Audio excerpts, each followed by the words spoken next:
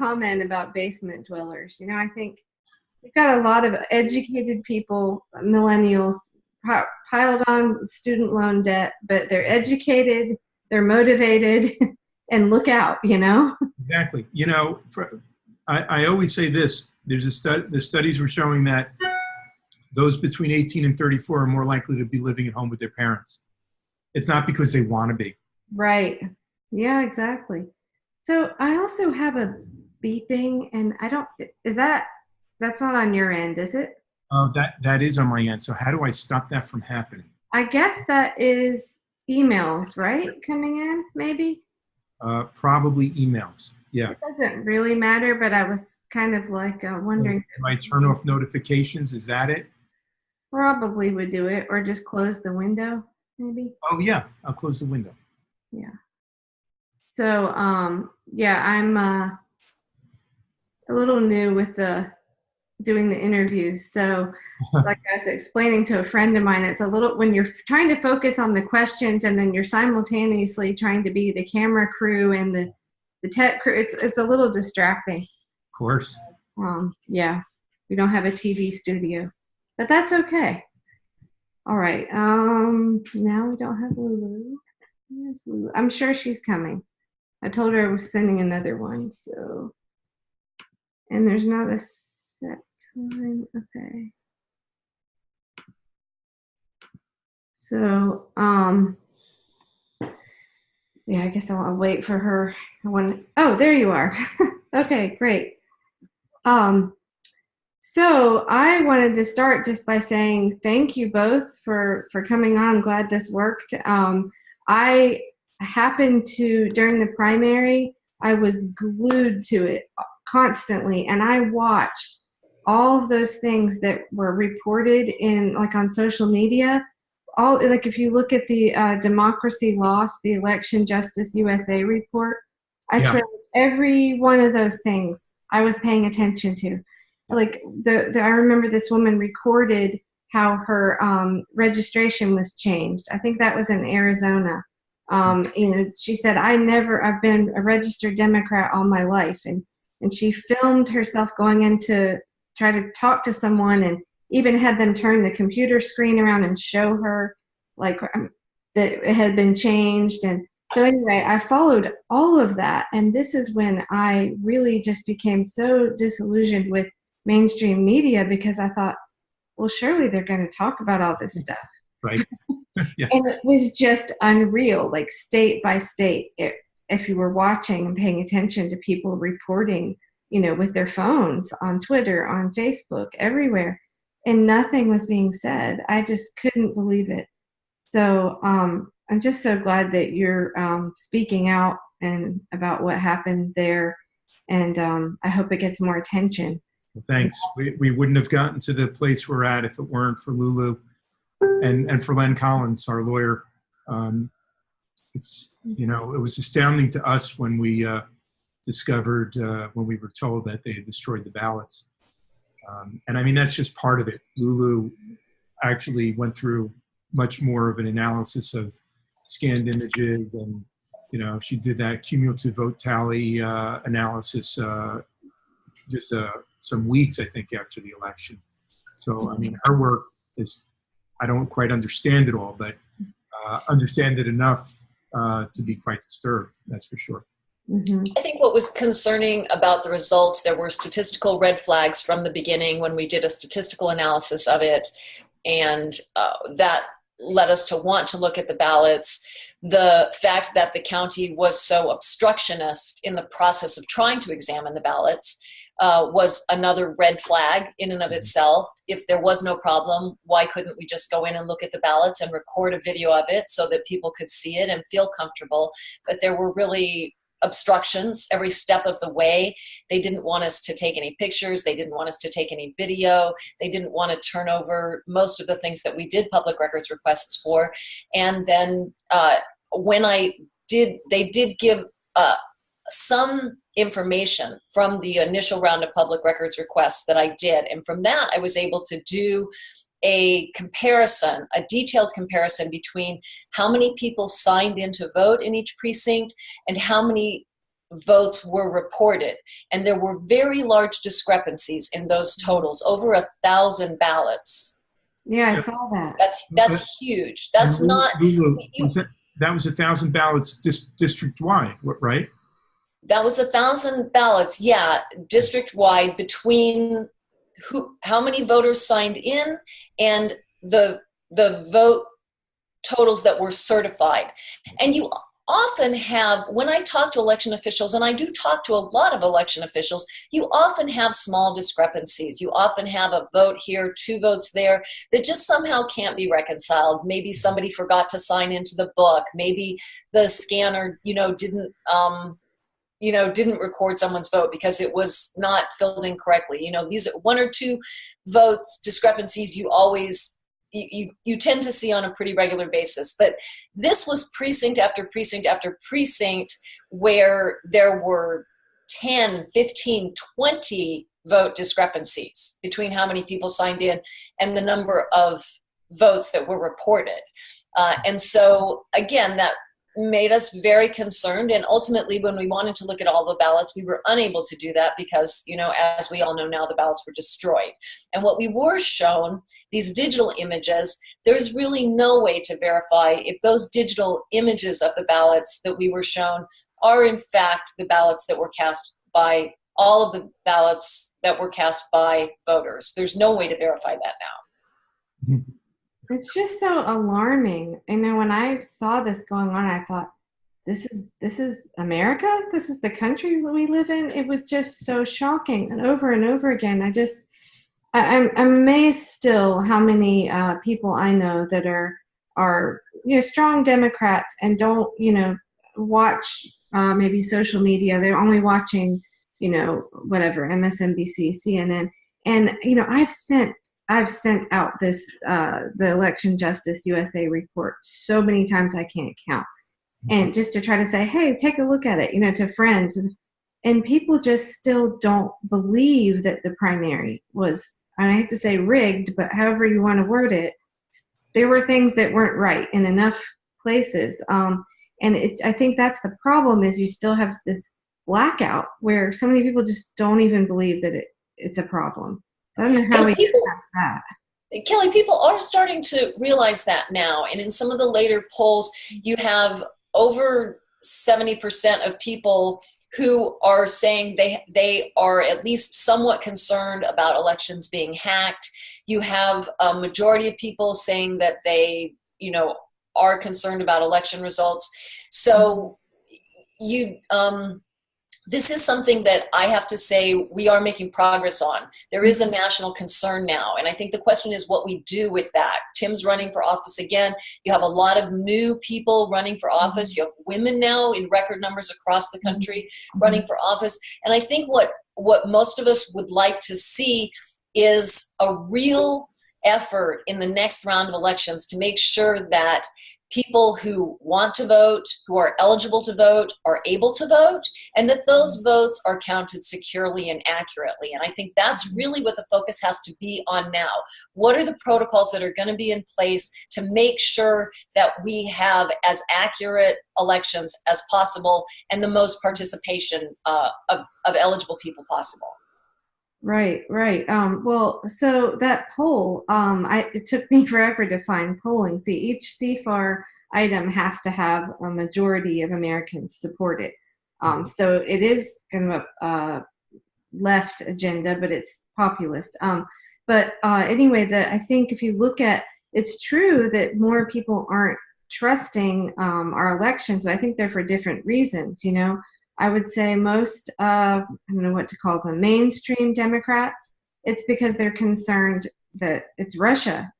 And that's fine. Whatever reason it is that you doubt it, it at least brings more attention to. So I don't want to get too much into the Russia thing, but, I guess we could say at least them pushing that for so long, whether we have, concrete evidence of it or not, at least it's made everybody go, hey, we better look, we better pay attention. So exactly. If you wanted to argue that, these electronic voting scanning machines, tabulation machines could be manipulated from within people will roll their eyes. They don't want to hear it. But if you tell them it's the Russians behind it, suddenly you got their attention, I guess. I gotta tell you, when I was at the Unrig Summit, it was a little weird. Everyone I talked to, there was only the one group, Audit Elections USA. You said that was John Brakey, is that his name? That was the only group that knew about Tim's case and the ballot destruction, and really the only people that said anything about the problems within the Democratic primary. I mean, I picked up. No one else was speaking about it? Oh, no. I watched some of that Unrigged Summit because it was, live cast, and I was also a little bit shocked about that. Mm-hmm. I mean, maybe somebody was somewhere, but I didn't hear it, and it certainly wasn't the focus. I mean, so one morning I picked up a flyer. It's election and what's the group? Election Integrity Caucus. That's them. And it was a guy from Berkeley, and I had seen his flyer that morning, and it talked about we need to get rid of gerrymandering, all these things. Yes, of course we need to do, but it was all completely focused on what the Republicans are doing to suppress voting. And so I was a little surprised at that. And I sat down in this lobby to charge my phone and get a cup of coffee. And I sit down and look over, and there's the guy he's got the bag and the T-shirt. And I said, "Hey, do you mind if I ask you a couple questions?" And I just said, why don't you have anything on here about the Democratic primary and all the irregularities, all the stuff that happened there? And do you know about Tim Canova's case right now? He didn't know any of it. So I told him, and there was another group. I should have all this in front of me. But they're building some new, you know what? I will run and get that card in a minute because I wanted to mention to you. That was a guy that also didn't know about your case, but was very interested. But I was really kind of shocked at that whole thing. Let me ask you, were they, do you know if they were aware of what had happened in New York, where the New York City Board of Elections signed the civil consent decree admitting they had purged 200,000 voters from the list, 120,000 just in Brooklyn, and of course they promised never to do it again, which sounds like one of those sort of Wall Street consent decrees, without a lot of teeth. I just think there should be criminal prosecutions for this kind of stuff. Yes, it's just shocking. Yeah, you can't just say, "Look it, I'm never going to do that again." But there may be criminal prosecutions in this case. We are waiting to find out if there's going to be a criminal prosecution. I constantly just think, can you imagine what would be happening right now if this was if the Republicans had done this?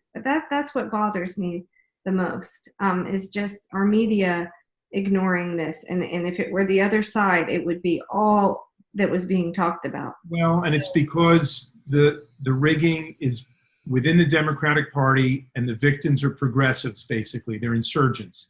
Yeah. And if that's the case, the corporate-owned media just doesn't want to hear about it. Mm-mm. Right.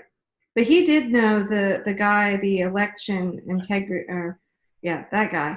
He knew when I said about Brooklyn. He had heard that in the news, and that was when he kind of, started listening.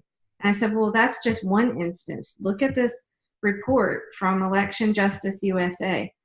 And so I don't know. It was just kind of strange. I just don't think without dealing with this within the Democratic Party, how are we going to fight it every, other places? It's when you've got the corruption within. So I think, Kelly, what I've found, because I've investigated Russian, I've investigated elections that have been controlled by Republicans and by Democrats, and there are people from both political parties who are using the current situation to their advantage. So I don't think either of the parties has a monopoly on corruption. And what's important is that we do speak out whenever we see corruption, regardless of the party that's involved, whether it's a party that we sympathize with or a party that we disagree with. What we want are even-handed elections. I mean, one of the problems with our elections right now is that they are, in general, administered by partisan election officials. And that's not the case in other major democracies.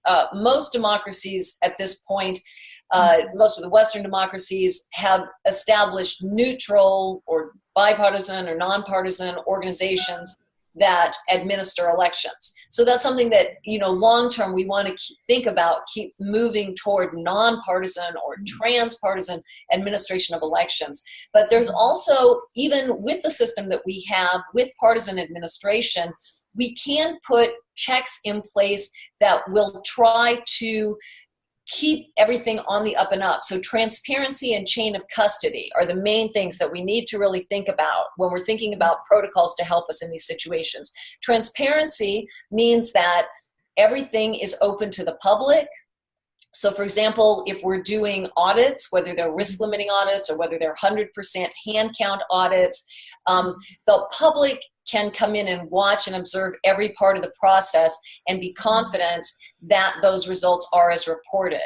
I know in Columbia County, they're doing 100% or modified 100% hand count audits. And that county has about 40,000 active voters on average. There are many, many counties across the country that are small counties like that that could right away this year start doing 100% hand counts pretty comfortably. It's just not hard. There aren't any new laws that need to be passed in order to do that. And it's just a matter of people putting pressure on their election officials and the election officials finding the either paid personnel or volunteers to do those hand counts. And there's other techniques that are being developed, like slideshow audits, where a ballot is projected very large on the wall and everyone in the room can see it. And that makes the auditing process more transparent, and it makes it go much more quickly, actually. And I have a video piece coming out demonstrating these different auditing techniques. So you can look out for that. That's going to be at alternate.org. There's groups now that are working, like secureourvote.us is a group that is working to get people involved with their election officials across the country to try to implement risk limiting audits or, 100% hand count audits, to get paper ballots and audits in place so that we can really start having more confidence in the results. And then chain of custody is the other thing that we really want to be looking at. And that's something that was really lacking in Tim's case. I mean, Tim, do you want to talk about all of the problems with the chain of custody there in Broward County?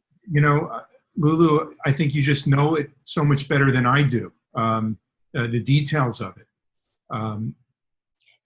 We don't have confidence at every step that the ballots were handled securely. I mean, just the fact that they had the ballots scanned by this group, Clear Ballot. They hired Clear Ballot to scan all these ballots. So right there, you have an outside group handling all of the ballots and scanning them.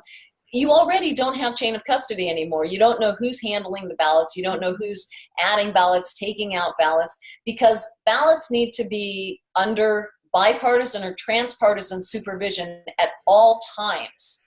Right. From the moment that they're cast all the way through the moment that they're counted, and then they need to be sealed and not opened unless it's with bipartisan or transpartisan supervision. So, and there's another lawsuit in Broward County that they're counting absentee ballots without a bipartisan canvassing board. They're watching as the ballots are opened. So everything needs to be with a bipartisan or transpartisan supervision. And that's how we have secure chain of custody. And you just reminded me of another quirk or concern in our case, which was when you first put in the first of the 3 public records requests, you were told by the supervisor of elections office that they did not do any scanned imaging in our race. And, a year later, basically, when it's finally time to inspect the paper ballots, because they didn't do any scanned images, we show up only to find out they destroyed all the paper ballots. I guess we found that out a few days later. But suddenly they did have scanned images, and they had brought in Clear Ballot only days earlier to scan the paper ballots that had been destroyed. It's very fishy. Right. There definitely was misinformation there. They were telling us that there were no scanned. We wanted to see digital images of all the ballots to start off with. We thought that's a good way for us to look at all of the ballots efficiently. And that is something that people can be asking their election officials for, doing public records requests for digital ballot images. That's another great technique for to try to get transparency with the counts.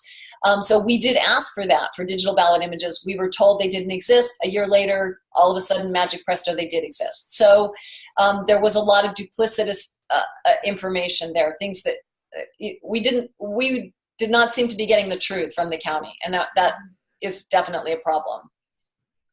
Right, and I was trying to find the article. I think it was in the Miami Herald. I'm sure you know of this one, Tim, but where it was kind of a smear piece on you for even saying that, hey, something looks funny here. We need to look into it. That's right. If you ask the question, you'll be called the conspiracy theorist, right.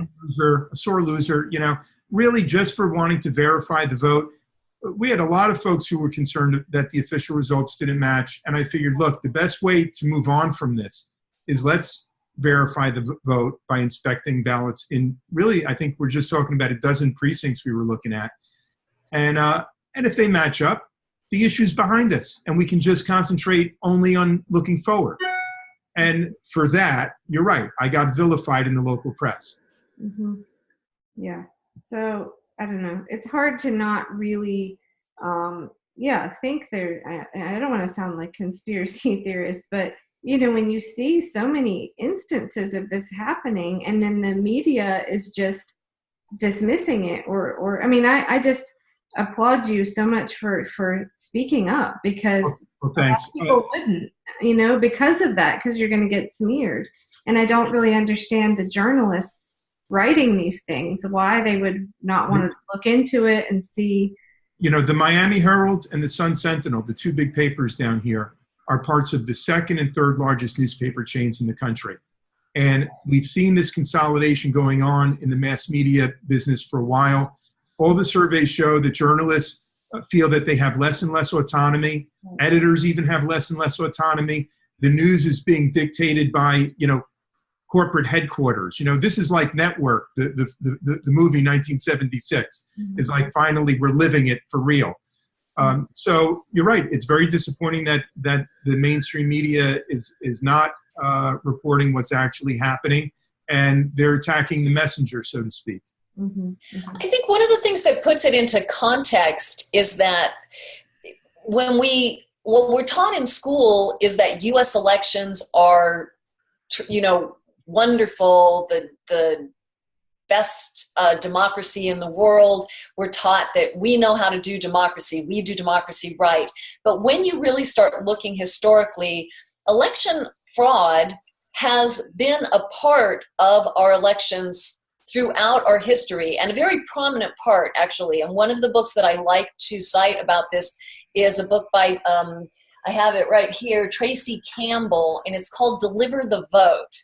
And that is a wonderful documentation of incident after incident after incident of election fraud throughout our history, starting from the very beginning. In the early days, candidates influenced elections in different ways. They would bring beer and a lot of liquor and stuff and entice people to vote by getting them drunk. And so there were definitely different techniques that really, I haven't seen people doing that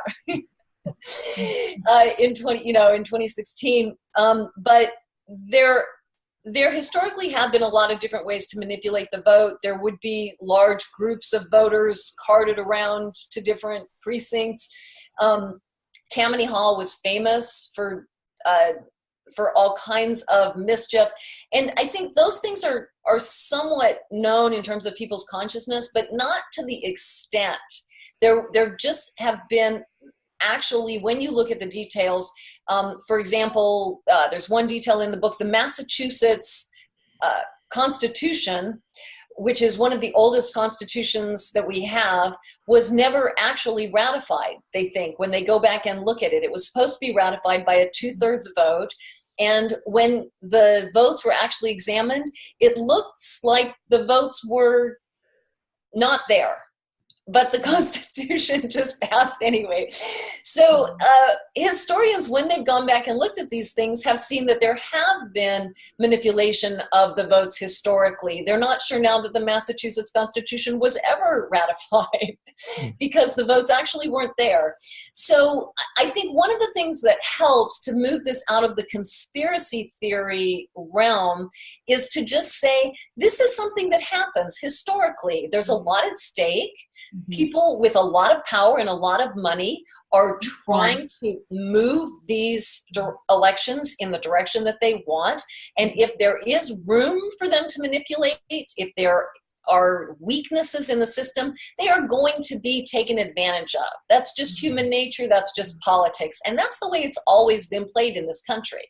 And so it's not a conspiracy.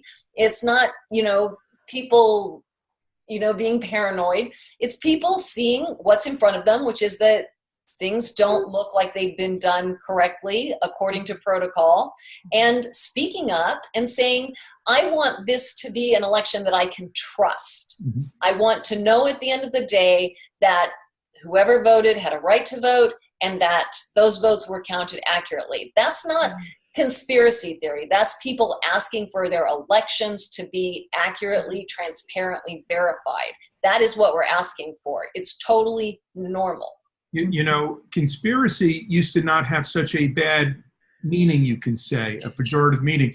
During Teddy Roosevelt's time, the whole point of antitrust law was to prevent conspiracies in restraint of trade. In the real world, people understand that conspiracies actually do happen, that people sit down and they plan a course of action together. If the course of action they're planning is an illegal one, then it's an illegal conspiracy. Now, in our case, with the Broward Supervisors of Elections, there certainly seems to be some documentary evidence even that folks in that office were conspiring to destroy ballots. Does that make it a conspiracy theory? The press doesn't want to talk about it now. They'd rather go silent than call me names, I guess.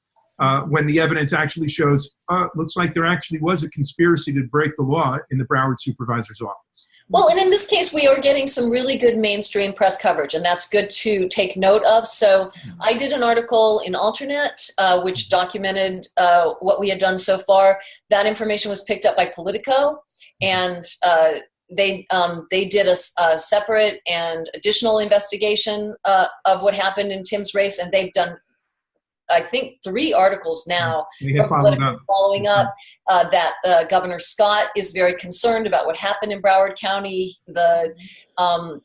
They want to know why were the ballots destroyed. So this has been picked up by mainstream press. Christian Science Monitor also did a very good article about what happened and their concerns about it. So we are really getting mainstream press coverage now. And there is, I think, a great deal of concern both in the press and with major political players at the governor's level in Florida about how these ballots were handled in the case of Tim's race. Well, we're going to have to keep it going, and that's why my goal in interviewing the CFAR candidates is I'm going to follow up and talk with each one about if the district they're running in is in this report from Election Justice USA, that's a start. What happened there? I know in Brooklyn, right, some people stepped down from the Board of Elections after that had happened.